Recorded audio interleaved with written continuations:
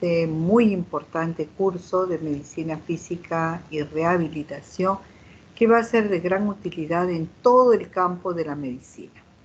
Vamos a ver cuál es la definición de rehabilitación. Es el conjunto de intervenciones diseñadas para optimizar el funcionamiento y reducir la discapacidad, la limitación en personas con condiciones de salud en la interacción con su entorno. Entonces, para optimizar también las condiciones de salud. Una condición de salud también puede incluir otras circunstancias como el embarazo, el envejecimiento, el estrés, una anomalía congénita o predisposición genética. Y la rehabilitación es uno de los servicios esenciales definidos en cobertura universal. ¿Qué quiere decir esto, queridos alumnos? Conjunto de intervenciones es muy amplio, desde un test de valoración y tiene que llegar, trabajamos de la mano con todos los especialistas, con todas las especialidades.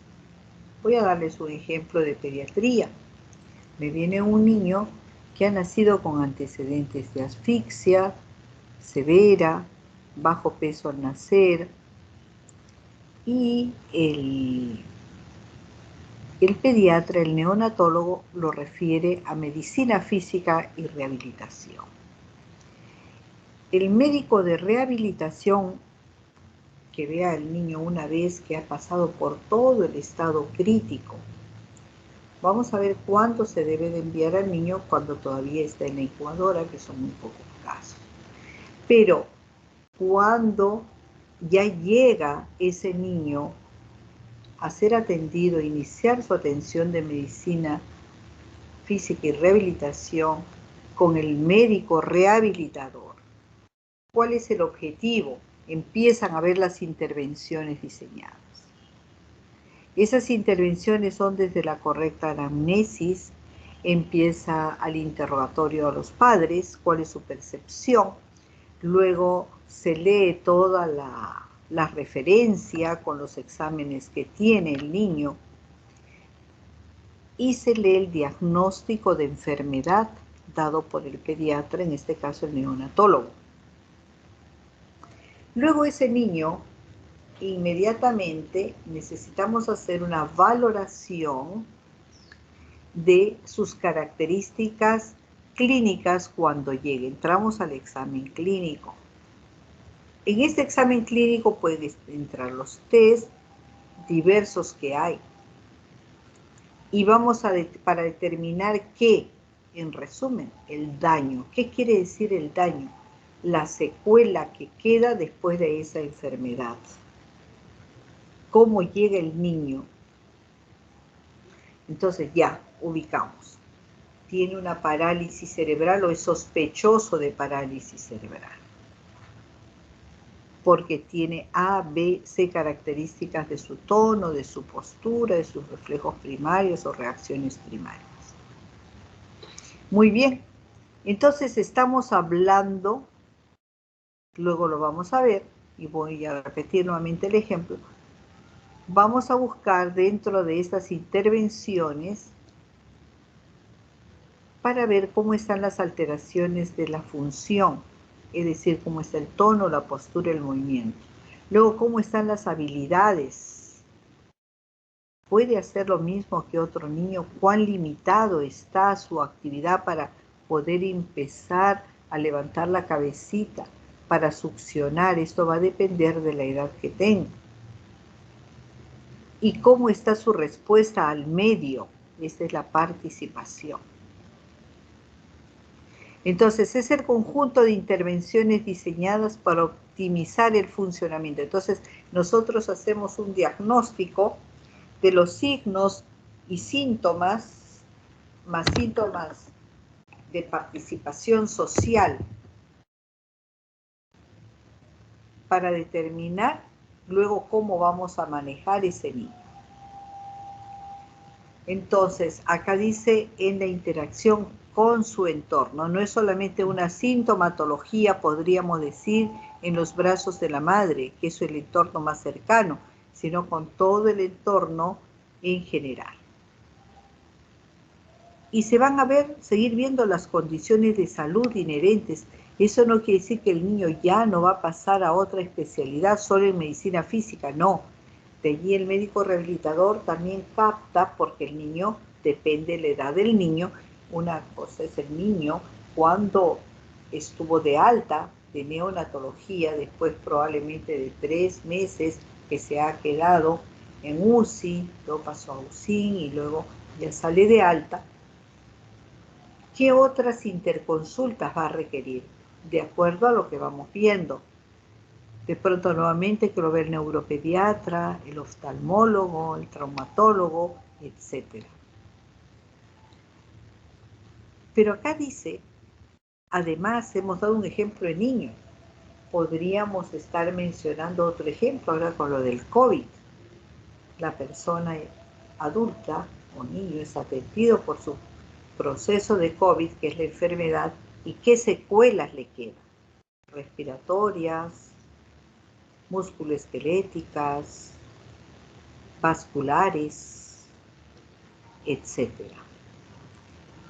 Y esa secuela tiene un nombre, post-COVID, enfermedad post-COVID, caracterizada por qué limitaciones, perdón, primero qué alteraciones del funcionamiento, de su postura, de dolor, probablemente también de la estructura pulmonar, el pulmón ya no está funcionando igual, la hipertensión, diabetes.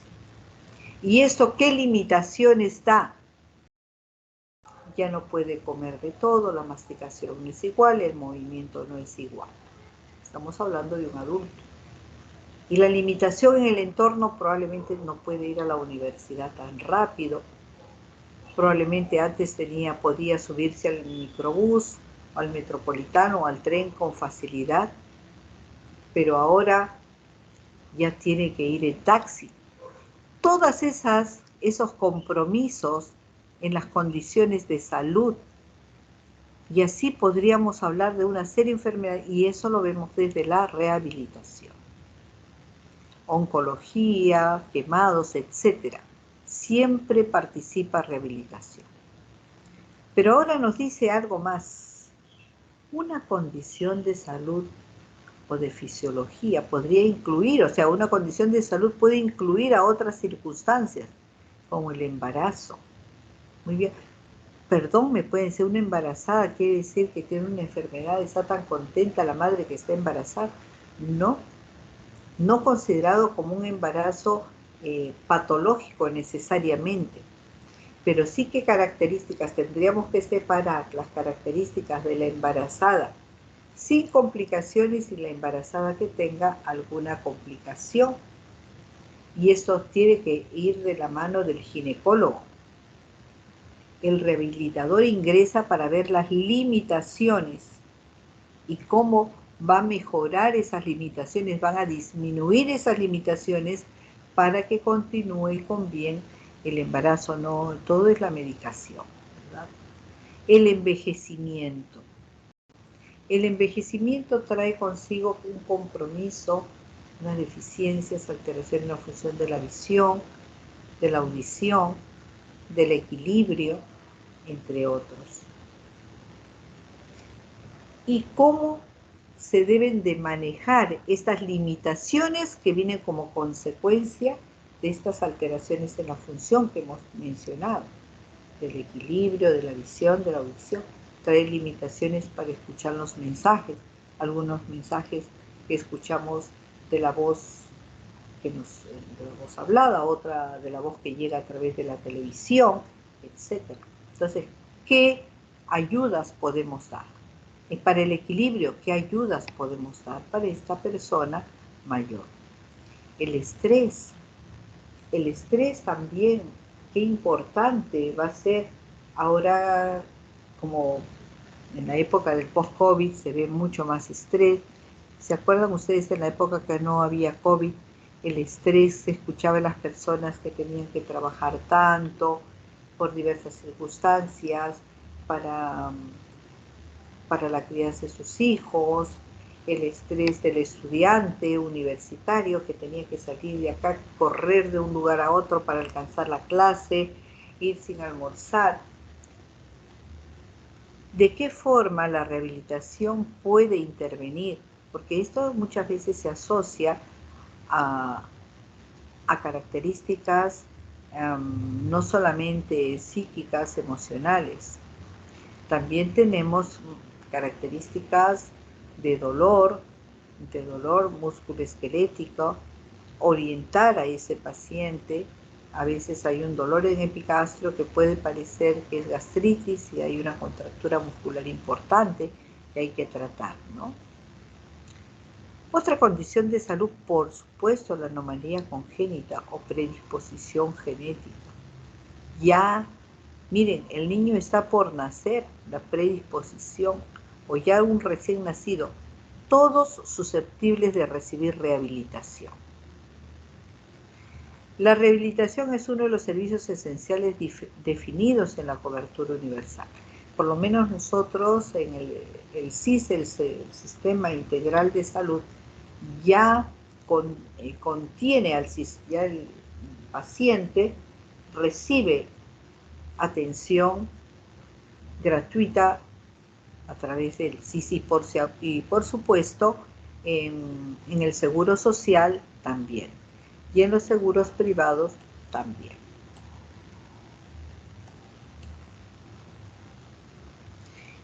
Tenemos nosotros la especialidad en medicina física y rehabilitación. En algunos países los conocen como fisiatría. Pero fisiatría es más con respecto a los aspectos físicos, ¿no? Por eso se llama en nuestro país la especialidad en medicina física y rehabilitación. ¿Cuál es tu especialidad? Médico de rehabilitación, ¿no? Porque es más amplio. Como vamos a ver en el contexto, vemos que hay las subespecialidades de medicina de rehabilitación en funciones mentales, en lesiones medulares, tenemos en pediátricas en general, ¿no? Que incluye del lenguaje, de la audición, etc. Y eso no quita que el médico rehabilitador tenga todo el conocimiento de todos estos aspectos que hemos mencionado. El manejo del dolor es muy interesante, así como el manejo de la parálisis cerebral, el manejo del niño con deficiencia intelectual, los niños autistas, etcétera, patologías tan importantes hoy en la actualidad, así como las secuelas del COVID. En la especialidad de medicina física, también conocida como fisiatra, se encargan del diagnóstico, como dijimos hace un momentito. ¿Y cómo llegamos al diagnóstico? ¿Se acuerdan ustedes cómo se llega al diagnóstico? El diagnóstico se lleva desde una buena historia clínica, que consiste en un examen clínico, primero la anamnesis, el examen clínico, luego se va completando con los exámenes auxiliares que se han solicitado. Igualito es en la medicina física de rehabilitación. Solamente que además de corroborar, porque en un niño o en un adulto no es lo mismo que esté 2 años o 2 meses después de un proceso por el cual lo refiere al servicio de medicina física de rehabilitación o un año después. Entonces hay que hacer nuevas evaluaciones, nuevas interconsultas y vamos completando, enriqueciendo el tratamiento que se va a ir fortaleciendo conforme nos van llegando estos resultados en forma evolutiva, porque este niño o adulto va a ir evolucionando. La fisia se encarga del diagnóstico y ya hemos visto que el diagnóstico en rehabilitación, entonces, como lo vamos a ver luego también, no solamente es de lo que encontramos en ese momento, anamnesis y la foto. Bueno, si tiene una parálisis cerebral, ya más viene completa el lenguaje del médico rehabilitador, la riqueza del diagnóstico, que no viene el daño solo. Tenemos que decir qué alteraciones de la función y estructura tiene y qué limitaciones en la actividad tiene y qué limitaciones con el entorno o participación social. Porque nosotros le vamos a dar una mejoría al paciente, no para ahorita, no para su casa solamente, que ya es bastante, sino también una mejora para su entorno social. Un niño con parálisis cerebral, ya yo voy viendo conforme va creciendo, conforme va evolucionando en todas sus estructuras, no solamente la musculoesquelética. Vamos viendo, ese niño va creciendo y vamos pidiendo las interconsultas a cardio, a respiratorio, a endocrino, según lo que va necesitando. Y siempre al pediatra. En el caso del ejemplo, siempre al neuropediatra. Entonces, de acuerdo a ello, vamos viendo, vamos diseñando ya su ingreso a la escuela. Pero no vamos a proponer que ese es nuestro techo. Como cualquier niño que tiene derecho, vamos pensando cómo va a ser su trabajo, su inclusión social de más adelante. Y en el caso de ellos van teniendo durante este tiempo un certificado de discapacidad. Certificado que dice si tiene tal discapacidad. Y hay una ley que los protege. Con ese certificado de discapacidad pueden ir a CONADI, sacar su carnet y les da una serie de derechos y ventajas, tanto a los padres como al niño, en el caso que sea niño. En el caso de adulto, al paciente adulto y al cuidador. Muy bien. Entonces, ya tenemos el diagnóstico. Luego, para hacer prevención desde la rehabilitación. Yo siempre había escuchado que la rehabilitación era la última rueda del coche, ¿no? Siempre decían la última, porque primero es la prevención, luego viene el tratamiento, etcétera. Sí, y todo está muy bien. Pero resulta un ejemplo que les doy. Tenemos a un niño con parálisis cerebral espástica, que está pequeñito, vemos que se va hacia una, si es prematuro, probablemente una diplegia espástica o una cuadriplegia. Ya sabemos que se va hacia allá. Vamos a prevenir. Ya sabemos la historia natural de la parálisis cerebral. Al conocer la historia natural de la parálisis cerebral, ya debemos de prevenir que se luxe más la cadera, que haya escoliosis, las contracturas. Ya nos vamos todo el equipo preparando para que el niño no llegue a un mayor grado de discapacidad o de limitación. Entonces ahí dice, y tratamiento. Por ejemplo, si es un niño con parálisis cerebral, que yo sé, ya a partir de 10 kilos de peso ya debo de ir viendo la posibilidad de colocar toxina botulínica. El médico rehabilitador en general va a saber no solamente del diagnóstico así a grosso modo, por eso decía, puede estar utilizando una serie de herramientas. Dentro de ellos van los test articular, test muscular, conocer la anatomía muy bien. Es muy interesante para poder dar tratamiento, prevención, tratamiento para prevenir, tratamiento para controlar, tratamiento para facilitar un movimiento, una acción cognitiva que tienen que ir juntos, no puede solo el muscular, el osteomuscular separado del cognitivo. Entonces, tratamiento de los pacientes con limitaciones funcionales agudas o crónicas.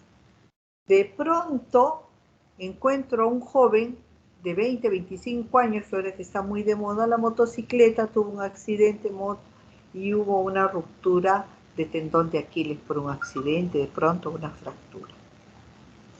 Va a tener una limitación temporal, ¿no? No va a ser definitiva. Entonces allí tenemos que entrar a actuar como médicos rehabilitadores. Y ustedes que están ya preparándose para ahorita el internado, luego el SERUM, ¿qué hacemos ante el manejo? ¿Cómo manejamos el dolor de este paciente? ¿Cómo manejamos, cómo orientamos si debe o no debe usar silla de ruedas? ¿Cómo orientamos si la mamá le debe dar de lactar ahora o no?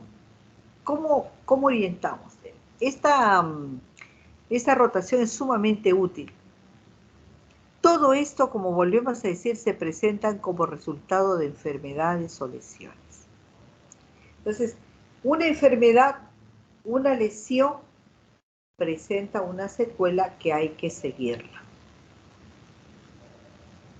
Y no nos confundamos, por ejemplo, hemos tenido un pacientito, que en su momento lo diré nuevamente, pacientito que llega, nació prematura, con muy bajo peso, una PC diplegia espástica, y después en el camino, por eso estar atentos ustedes también como médicos generales que van a salir, luego ya pasan a la especialidad, en qué momento definir bien, detallar ese seguimiento al paciente, ese conversar con la madre, en este caso porque es niño, porque después también detectamos felizmente a tiempo que se estaba iniciando un cáncer de cerebro asociado. No están exentos, así como no están exentos de tener autismo. Pueden presentarse cualquier otra alteración asociada, ya cuando son más grandes, ¿ya? Entonces, de allí la importancia. Aquí está el médico jovencito para el COVID, la primera línea. Y lo primero que hay que hacer, ¿qué es con el ejemplo? Prevenir. Cuidado, lavado de manos, ese cuidado, esa prevención. No agarrarse la mascarilla, etcétera, etcétera, que ustedes ya lo saben muy bien, pero nosotros vamos a estar recalcando. Entonces, la rehabilitación engloba un conjunto de intervenciones que son necesarias cuando una persona experimenta o es probable que experimente limitaciones en el día a día. Puede ser también como consecuencia de envejecimiento o de un problema de salud. Puede ser como una enfermedad o como un trastorno crónico, una lesión o un traumatismo. Puede tratarse de limitaciones como tener dificultades para pensar, ¿no? Una persona que está con Alzheimer,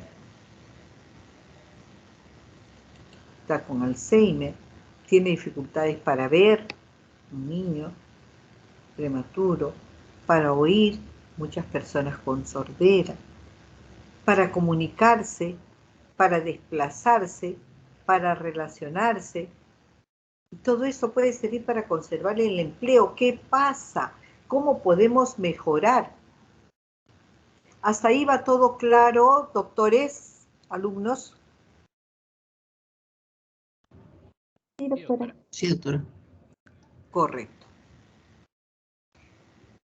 Por lo tanto, la rehabilitación es un componente esencial de la cobertura sanitaria universal, junto con la promoción, la prevención, el tratamiento y los cuidados paliativos. Entonces, como ya les expliqué al principio, ahora ya les estoy diciendo en forma un poco más rápida la importancia de estos aspectos.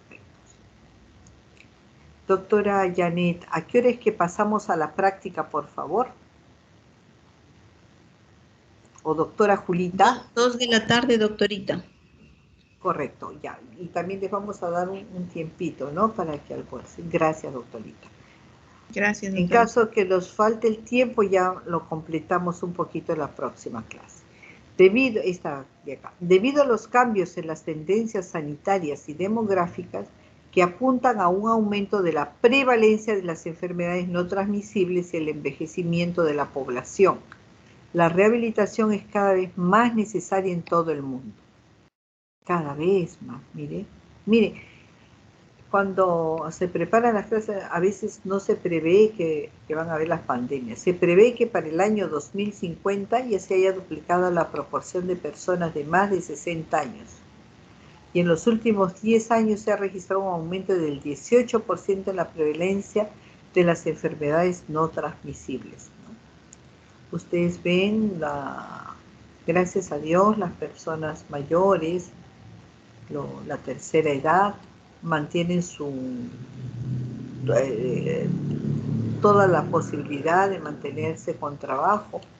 Incluso ya salió la ley para que el médico pueda trabajar más allá de los 70 años, siempre y cuando se compruebe que pueda hacerlo, ¿no? Entonces, la rehabilitación es un conjunto de intervenciones necesarias cuando una persona experimenta limitaciones en su vida cotidiana como consecuencia, hemos visto, del envejecimiento, problemas de salud, como una enfermedad, trastorno crónico, lesión o traumatismo, y hemos visto las limitaciones, etc. Entonces, la rehabilitación en cuanto al tratamiento para recuperar la capacidad para deglutir, un ejemplo, no pueda deglutir, sea el niño muy prematuro o un adulto que ha tenido un accidente cerebrovascular. Puede ser para reeducar las extremidades superiores. Nunca se olviden de las extremidades superiores, quise darle énfasis, porque a veces solamente pensamos que del cuello para abajo y de la cintura para abajo. Pierna, que camine, y lo otro a veces nos olvidamos. Para recobrar la coordinación, por ejemplo, el miembro superior, la destreza, el movimiento que haya resultado afectado como consecuencia de un accidente cerebrovascular.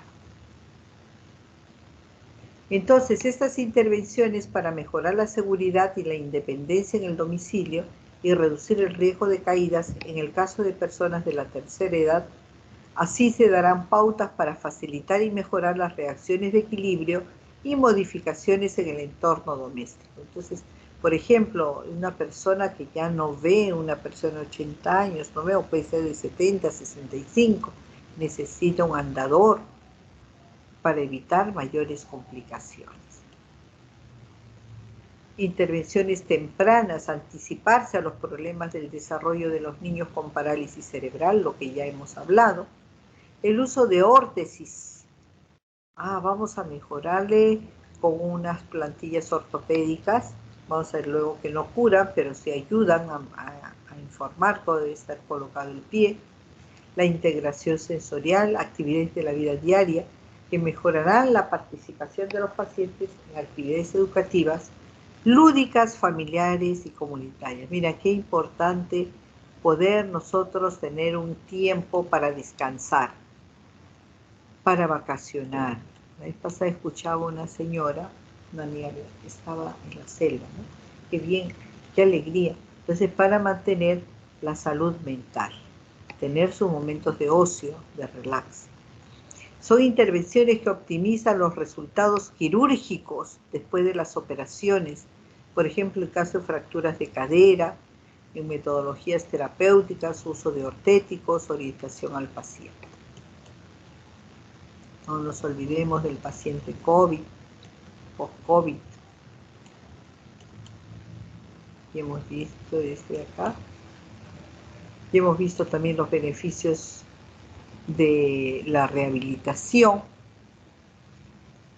Entonces, la rehabilitación puede reducir los efectos de multitud de problemas de salud, como enfermedades agudas o crónicas, trastornos, lesiones o traumatismos. Miren qué importante. Constituye una forma integrada de atención sanitaria que complementa otras intervenciones sanitarias. Entonces va a complementar el manejo del neurólogo, el manejo del traumatólogo, del oftalmólogo, del médico internista, en fin, de todo. Como las intervenciones médicas o quirúrgicas, y contribuye a conseguir el mejor resultado posible. Así, por ejemplo, la rehabilitación puede contribuir a evitar las complicaciones de muchos problemas de salud, como las lesiones medulares. muchos accidentes de motocicleta en que ¿no? queda el paciente con lesión medular y es muy importante intervenir con la rehabilitación. Los accidentes cerebrovasculares, las fracturas. Vamos a tener un capítulo especial de todo lo que es músculo esquelético, dolor, secuela de fracturas, etc. Con la doctora Yanesita. También puede contribuir a minimizar o frenar los efectos discapacitantes de enfermedades crónicas como las cardiopatías, el cáncer y la diabetes, dotando a los pacientes de estrategias de autogestión y de las ayudas técnicas que precisen o manejando el dolor u otras complicaciones. Entonces, qué importante el dolor, manejo del dolor. La rehabilitación aporta beneficio en términos de costos tanto a quien lo precisa como a la sociedad en conjunto. Contribuye a evitar hospitalizaciones costosas, a reducir la duración de estas y evitar los reingresos. Hace posible que quienes la reciban puedan participar en actividades educativas y tener un empleo remunerado. Llevar una vida independiente en su casa y reducir al máximo la dependencia económica. Miren, qué importante es esta especialidad.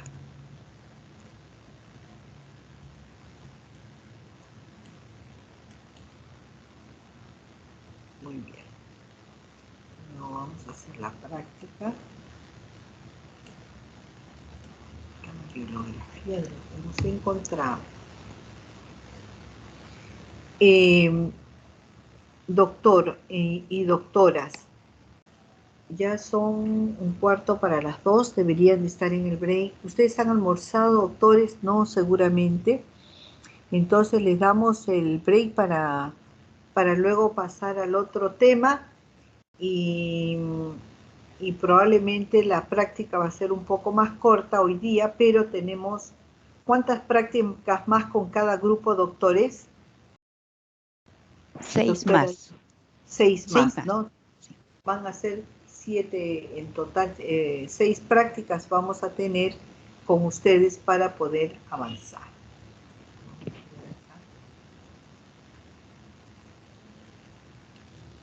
Con cada grupo, así es.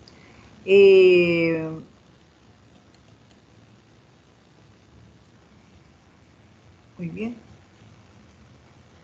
O acá les hacemos, terminamos de hacer y a las 2 van a almorzar. Doctor, ¿cómo lo consideran mejor? O ahorita van a almorzar. Podríamos terminar la teoría, doctora. Muy bien, gracias. Vamos a ver cuál es el concepto de la rehabilitación basada en la comunidad. La rehabilitación basada en la comunidad es algo concreto, chiquito, después lo vamos a ver un poco más grande. Este es sumamente importante ahora que se está dando mucha importancia al primer nivel de atención. El primer nivel de atención, ustedes van a ir también cuando hagan el serum. Es la importancia de conocer muy bien todos los aspectos de la atención primaria. Dentro de uno de los programas de la rehabilitación basada en la comunidad, que se centra en mejorar la calidad de vida de las personas con discapacidad y sus familias, atender sus necesidades básicas y velar por su inclusión y participación. Entonces, hemos visto lógicamente, dicen ustedes, con todo lo que se va a hacer, un buen diagnóstico, basado en una buena historia clínica, aplicar los instrumentos correctos, aplicar la valoración del diagnóstico, no solamente nominal, sino valorando cada una de las alteraciones de la función, de las limitaciones en la actividad, etc. Vamos a poder atender sus necesidades básicas y velar por su inclusión y participación. La rehabilitación basada en la comunidad comenzó a aplicarse a mediados del decenio 1980, pero con el tiempo se convirtió en una estrategia multisectorial que habilita a las personas con discapacidad para que puedan acceder a los servicios sociales, educativos, sanitarios y de empleo y beneficiarse de ellos. Vamos a ver cómo, por ejemplo, una persona que tiene una discapacidad determinada, en el momento que postula a por ejemplo, a las Fuerzas Armadas, etcétera, tiene un beneficio, tiene un puntaje, ¿no? Para poder, pero va a depender del grado y la severidad de la discapacidad. Se lleva a cabo mediante los esfuerzos combinados de las personas con discapacidad, sus familias, las organizaciones, las comunidades y los servicios gubernamentales y no gubernamentales pertinentes en materia sanitaria, social, educativa y formativa, entre otras esferas. Entonces hay que hacer ya es algo en conjunto, es algo ya social más amplio, se lleva a cabo de acuerdo a leyes determinadas. Muy bien. Vamos a hacer acá lo que es y lo vamos a hacer luego en cada clase para que entiendan cada docente en cada práctica lo que es el concepto, las características de un daño, ¿no? Como consecuencia de una enfermedad. Bien, tenemos, por ejemplo, la parálisis cerebral o mielomeningocele. ¿Qué alteraciones en la función? Por ejemplo, si es una parálisis cerebral, ya lo ha visto el pediatra y lo continúa viendo, lo ha visto el neuropediatra y lo continúa viendo, el traumatólogo y lo continúa viendo, el oftalmólogo y todas las especialidades que requieran. Puede ser el cardiólogo también, etc. Entonces, la limitación en la función, que se llama deficiencia, son problemas en las funciones o estructuras. Entonces, usted me puede decir, en la función, ¿qué función? Función tono, el niño, porque niño con parálisis cerebral, o tiene tono alto, que es la hipertonía, o tiene tono bajo, que es la alopecia atáxica, ¿no? O la distonía. Postura, no está bien su postura. Movimiento, ahí está. Estas son las funciones. Coordinación, etc. Entonces, y la estructura, sistema nervioso central, ¿no? Puede ser ganglios de la base, puede ser cerebelo, puede ser lesión frontal, etc. Entonces, es importante por eso trabajar con las otras especialidades y como rehabilitadores conocer si el movimiento es así, ¿qué está dañado? ¿No? Entonces, hay problemas en las funciones o estructuras corporales como una desviación significativa a una pérdida, ¿no? A una pérdida en el funcionamiento adecuado. ¿Y qué es la actividad? Es la realización de una tarea o de una acción por un individuo. Ahí, y lo que no está bien se llama limitación en la actividad. No puede hacer su tarea, su actividad. Por ejemplo, dificultades que un individuo puede experimentar en la ejecución de las actividades. Si es un niñito de 6 meses, no se puede sentar, tiene una limitación en la actividad. ¿Y cómo sería la limitación en la función? Está con tono alto, hipertonía, persisten reflejos que debieron desaparecer al 3er mes, persisten. Entonces, eso hace que tenga la limitación en la actividad llamada sentarse. Y la participación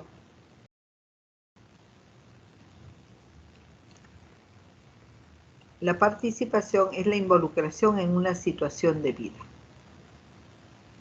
Es la restricción en la participación, problemas que puede tener un individuo para involucrarse en una situación cotidiana. Por ejemplo, es un niño que tiene 6 meses, no puede sentarse.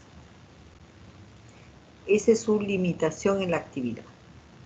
Su restricción en la participación, o sea, en la parte no puede ponerse un cochecito para sentarse cuando la mamá está sentada, por ejemplo, en un restaurante, cuando la mamá está saliendo con la familia, no puede, está llorando y no puede sentarse.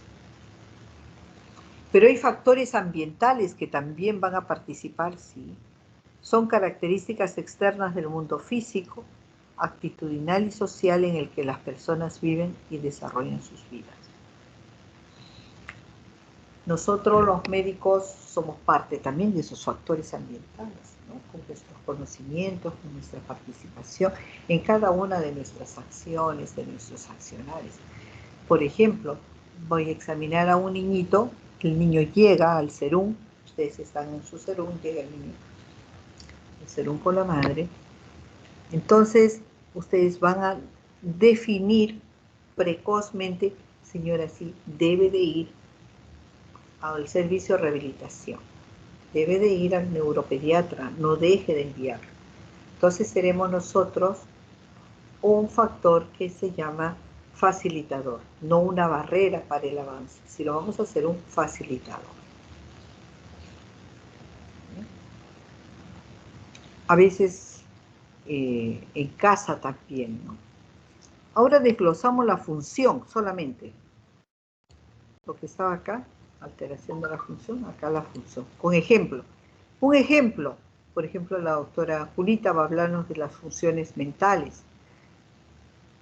La conciencia, el sueño, está el niño inquieto, está movido, está limitado, está tranquilo. ¿Cómo está la vista, el oído, el equilibrio, la sensación, cómo recibe ese movimiento? De pronto no lo recibe. La función de la voz y del habla. ¿Cómo está? ¿Cómo está la función movimiento? No se puede mucho. Ese bracito puede levantarlo, ¿no? De pronto tuvo una lesión de plexo braquial o sospechoso de una PC, parálisis cerebral. ¿Cómo está la fuerza muscular? ¿Cómo están las funciones musculares? La función neuromúsculo-esquelética, el digestivo, el respiratorio, el cardiovascular. Como médicos tenemos la obligación de determinar todo esto en una evaluación. Todo eso les va a ayudar mucho para el serum, también para el internado. Muy bien. Ahora vamos a ver la actividad. Actividades y participación. Vamos a ver cómo es en la vida comunitaria ya la participación. La actividad en el aprendizaje. Es capaz de sentarse, prestar atención, agarrarle el lápiz. Obedece a la profesora, sale, corre, ¿no? Aquí ya involucra a la familia, está más angustiada. Tareas y demandas generales. Cómo el niño es capaz de agarrar, llevar un juguete de un lugar a otro. Cómo se comunica con gestos, habla. Y luego vamos a ver también la movilidad, la actividad y participación de movilidad. Entonces acá funciones mentales vamos a ver en movilidad. Es capaz de frenar, corre y frena un ratito. Luego vienen las interacciones y relaciones interpersonales. Es capaz de saludar. Hola, ¿cómo estás? Si es joven, buenos días. Es capaz de saber comportarse. Ojo, vamos a ver si todos sabemos comportarnos y no los alumnos, a ver cómo está. Educación. Es capaz de poder asistir a una escuela. ¿Cómo está la vida comunitaria? Es decir, vemos, puede realizar A, B o C para su casa y este A, B o C lo puede realizar en su entorno social. Qué importante desde pequeño saber. Uno de los aspectos que influye mucho es la integración sensorial, la importancia de esta integración en la construcción de la identidad. O sea, no podemos hablar de algo puramente motor, sino hay también el aspecto cognitivo, emocional. Muy bien. ¿Alguna pregunta, por favor, hasta allí?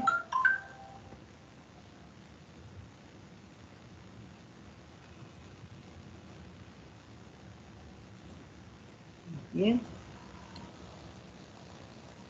Muy bien, si no hubiera alguna pregunta, vamos a dar, doctora Yarecita, doctora Julita, les damos unos minutos para que vayan a almorzar, unos minutos de...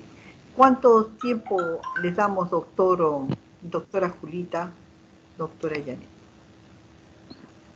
Unos 10 minutos, doctora Yanecita. Está bien, doctora Julita. Son dos Ya. 2 de la tarde, 2:10 o 2:15 para empezar. 2:15, ajá, Ya, 2:15 perfecto. empezamos. 2:15 y a cada quien en su canal. Y ya después nos vemos en el canal, en el grupo.